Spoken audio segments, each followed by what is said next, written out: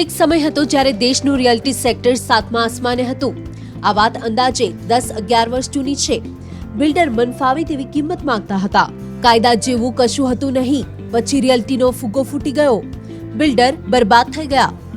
બિલ્ડરો માટે લોનનો બોજ, default, court, RERA અને જેલનો સમય આવી ગયો। સેક્ટર ઊંધા માથે પટકાયું અને ભાવ જમીન પર આવવા લાગ્યા। હવે કહાની તેની આગળની છે। રેરાની સખ્તાઈ બાદ રિયલ્ટીમાં ફરી પ્રકાશનું કિરણ દેખાવાનું શરૂ થયું। હજુ આ બધાને વધુ સમય નથી થયો, ફક્ત 2-3 વર્ષમાં થોડુંક ચિત્ર બદલાયું છે। બજારમાં ઘર ખરીદનારા વધ્યા તો ઇન્વેસ્ટરના મનમાં પણ પાણી આવી ગયું। ભવિષ્યની સોનેરી તસવીરના સપના આવવા લાગ્યા। તો ભાઈ, કમાણીની આશામાં નોઈડાના રાહુલે ગોદરેજ પ્રોપર્ટીઝ પર લગાવી દીધા મોટા પૈસા। કોવિડના સમયમાં વર્ક ફ્રોમ હોમને કારણે મોટા ઘરની ડિમાન્ડના આંકડા તેણે પકડી લીધા હતા। તેમને ઇકોનોમી તેજીમાં ચમકતા ઇન્ફ્રાથી રિયલ્ટીના દિવસો ફરતા દેખાયા। પરંતુ આજે તેમના બધા કોન્સેપ્ટ હલી ગયા છે। રાહુલને સમજાતું નથી કે રિયલ્ટી પર લગાવેલા તેમના દાવમાં ક્યાં ગડબડ થઈ ગઈ। ગોદરેજ પ્રોપર્ટીઝમાં 1 વર્ષ પહેલા લગાવેલા તેમના પૈસા આજે 40% ઘટી ગયા છે। હજુ તો 1 વર્ષ પહેલા તેમને લાગતું હતું કે ખૂબ પૈસા કમાઈશું અને હવે લાગી રહ્યું છે કે ક્યાંક નુકસાન ન વેઠવું પડે। તો રિયલ્ટી સેક્ટરની ગાડી ફરી અટકી ગઈ કે ગોદરેજ પ્રોપર્ટીમાં જ કંઈ ગરબડ છે। જ્યારે તેમણે ગોદરેજ પ્રોપર્ટીઝ એટલે કે જીપીએલના શેર ખરીદ્યા ત્યારે તે 2598 રૂપિયાની 52 હપ્તાની હાઈ પર હતો। હવે તે 40% ઘટીને 1562 રૂપિયાની નજીક આવી ગયો છે। રાહુલ ક્યુલેસ છે। પરેશાન રાહુલે ગાડી ઉપાડી અને તેના ફાઇનાન્શિયલ એડવાઇઝર અંકિત પાસે પહોંચી ગયો। રાહુલે પૂછ્યું કે ગોદરેજ પ્રોપર્ટીઝનો શેર કેમ આટલો ઘટી રહ્યો છે। અંકિત કહે છે કે તેની પાછળ કેટલાક ફેક્ટર્સ છે। તેઓ કહે છે કે ગત વર્ષે ઓક્ટોબરમાં તે રેકોર્ડ પર પહોંચી ગયો હતો, જેનાથી ઇન્વેસ્ટરને પ્રોફિટ બુકિંગ કરાવવાની તક મળી ગઈ હતી। બીજું, ડિસેમ્બર ક્વાર્ટરમાં એફપીઆઈ ડીઆઈઆઈએ પોતાની હિસ્સેદારી 0.4% ઘટાડી। અંકિત કહે છે કે કંપનીના કેટલાક નિર્ણયોથી રોકાણકારોમાં ચિંતા ઊભી થઈ ગઈ છે।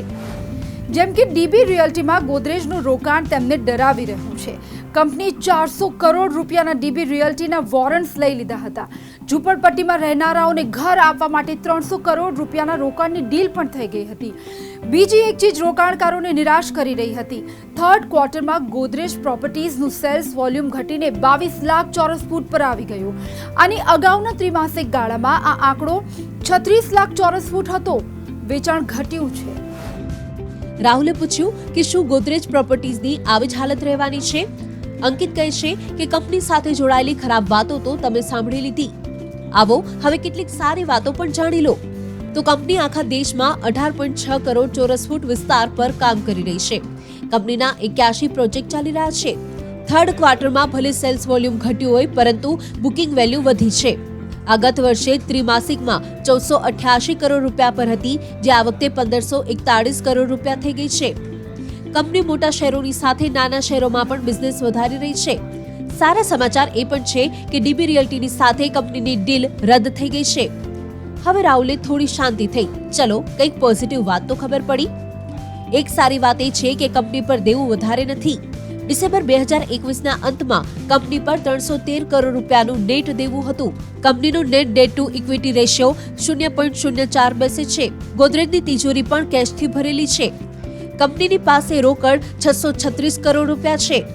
ગોદરેજ પ્રોપર્ટીઝની ખાસિયત એ છે કે બાકી ડેવલપર્સથી વિરુદ્ધ કંપની એસેટ લાઇટ મોડેલ પર કામ કરે છે। હવે રાહુલે પૂછ્યું કે આટલી સારી વાતો તો જણાવી દીધી, પરંતુ શેર ઊંધા માથે કેમ પટકાયો છે। અંકિત કહે છે કે હવે જૂનો રેકોર્ડ જોઈ લઈએ। તેઓ કહે છે કે વિતેલા સમયમાં કંપનીએ રોકાણકારોને ખૂબ કમાણી કરાવી છે। અંકિત કહે છે કે Q4 FY22માં સેલ્સ વોલ્યુમ મજબૂત રહેવાનું અનુમાન છે। કંપનીના 3 ક્વાર્ટરથી પરિણામોમાં સુધારો યથાવત છે। બ્રોકિંગ ફર્મો પણ ગોદરેજ પ્રોપર્ટીને લઈને બુલિશ છે। મોતીલાલ ઓસવાલનું માનવું છે કે મજબૂત લોન્ચ પાઇપલાઇનથી FY23 પ્રી સેલ્સમાં 23%નો વધારો શક્ય છે। બીજી તરફ આઈસીઆઈસીઆઈ સિક્યોરિટીઝના મતે FY23માં FY21ના પ્રી સેલ્સની બુકિંગને પાર કરી શકે છે કંપની। હવે રાહુલના મગજમાં ગોદરેજ પ્રોપર્ટીઝને લઈને ચિત્ર એકદમ સ્પષ્ટ થઈ ગયું છે। હવે ડેટ ઇક્વિટી રેશિયો શું હોય છે તેને સમજવા માટે તમે જુઓ ફોર્મ્યુલા ગુરુ।